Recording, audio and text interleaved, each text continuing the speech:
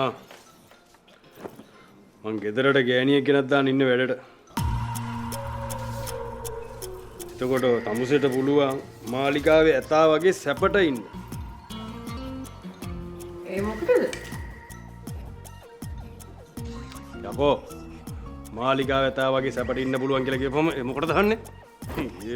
එන්නෙනවා බං.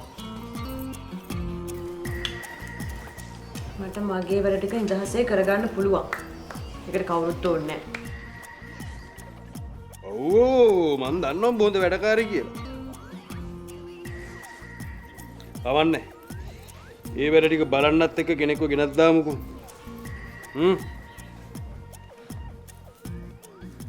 ගෙදර වැඩට ගෑණියෙකුත් ගෙනල්ලා දාලා ගේට්ටුවට මිනිහෙකුත් ගෙනල්ලා දානවා.